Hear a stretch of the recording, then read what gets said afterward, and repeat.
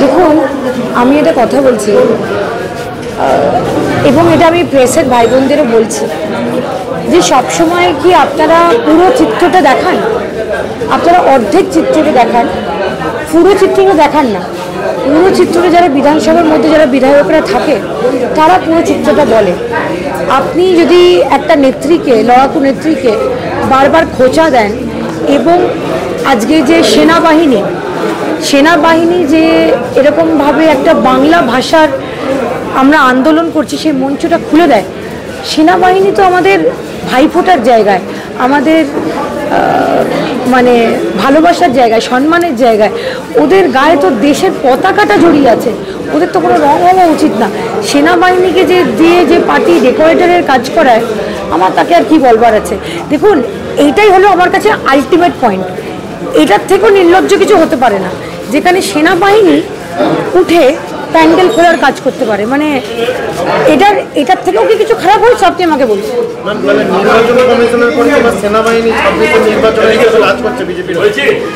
দেখুন, আমি সেনাবাহিনীকে সম্মান করি, সেনাবাহিনী আমাদের এখানে থাকে, কিন্তু তারা তো হেল্পলেস। তাদের ক্রেডিট কেড়ে নিচ্ছে মোদি। তারা গিয়ে লড়ছে কিন্তু বলছে मैंने आतंकवाद को मारा, मैंने खत्म किया। তো লড়ছে সেনাবাহিনী, মরছে সেনাবাহিনী, করছে সেনাবাহিনী, প্ল্যানও করছে তারা, কিন্তু ক্রেডিট নিচ্ছে কে? আপনি নিজেই বলুন। ইন্টারভিউগুলো দেখুন, আমরা আপনাদের সামনে ইন্টারভিউগুলো তুলে ধরব। দেখুন, সব জায়গায় মানুষ মাত্রই ভুল হয়, ভুলটা সংশোধন করে নেওয়ার চেষ্টা করা হয়। হাতের 5টা আঙুল সমান থাকে না, তো 1-2টো ভুলের জন্যে যে 1 লক্ষ ভালো কাজ হয় সেটা মুছে দেওয়া যায়। সেটা সাধারণ মানুষ যখন ইলেকশন আসবে তখন দেখুন, বিজেপি হেন তেন প্রকারে বাংলা চায়, আর হেন তেন প্রকারে আমার মা বোনেরা দিদিকে চায়, আমরা অভিষেক বন্দ্যোপাধ্যায়কে চাই, দিদিকে চাই।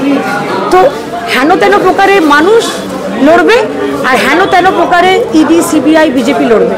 তো যার হেন তেনটা বেশি চলবে সেই জিতবে। আমার তো মনে হয় না যে গণদেবতার থেকে যে বেশি হেন তেন প্রকারে কেউ কাউকে জেতাতে পারে।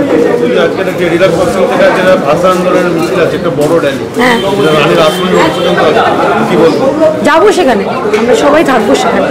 এই হেলথ ক্যাম্পটা শেষ করে আমরা সেখানে থাকবো। বার্তা নেত্রীরা দেবে, নেতারা দেবে, দল দেবে, আমরা ক্ষুদ্র কর্মী কি নেব। আমাদের বার্তা হলো যে বাংলা ভাষাকে অপমান করা চলবে।